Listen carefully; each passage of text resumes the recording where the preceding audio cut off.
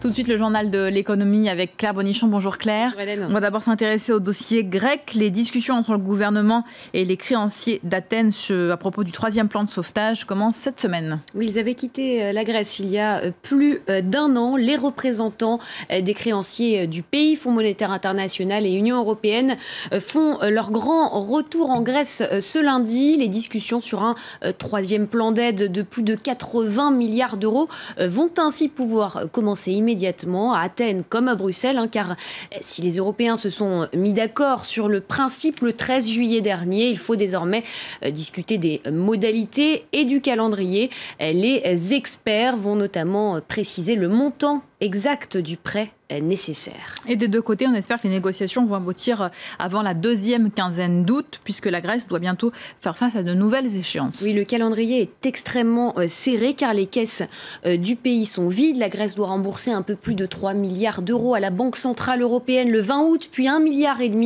d'euros au Fonds monétaire international au mois de septembre. Athènes a donc besoin d'argent frais rapidement pour éviter une nouvelle fois le spectre d'une sortie du pays de la zone euro. Le gouvernement d'extrême gauche va ainsi devoir réformer, privatiser, et le processus d'ailleurs a déjà commencé puisque les premières mesures de rigueur ont été votées par le Parlement grec au cours des 15 derniers jours.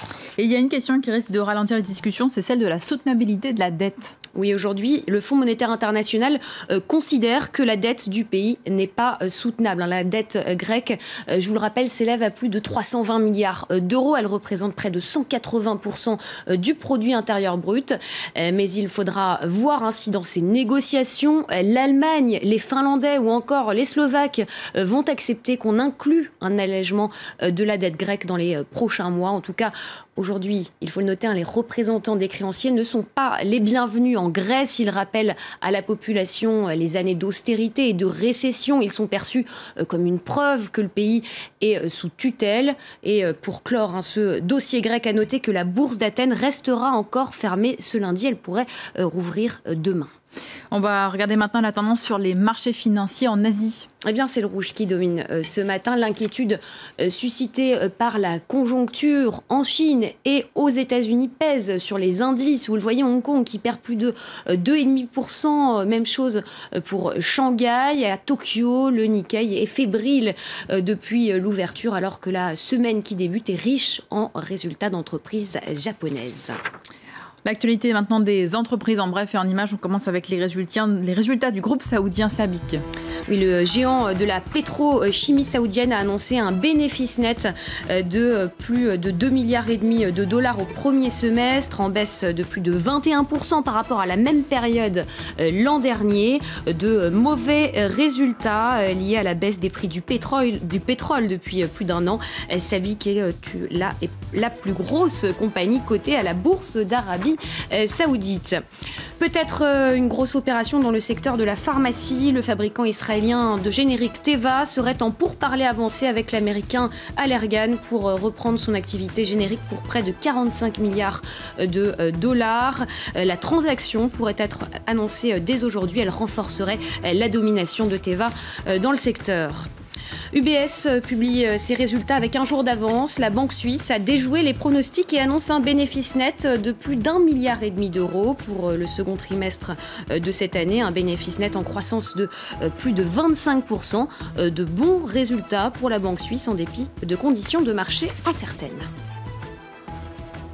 En France maintenant, malgré les annonces du gouvernement la semaine dernière, certains agriculteurs restent mobilisés. Oui, pour eux, les 600 millions d'euros d'aide annoncés par le gouvernement ne suffiront pas à résoudre la crise. Dans la soirée, des tracteurs se sont installés dans le Bas-Rhin, à la frontière avec l'Allemagne.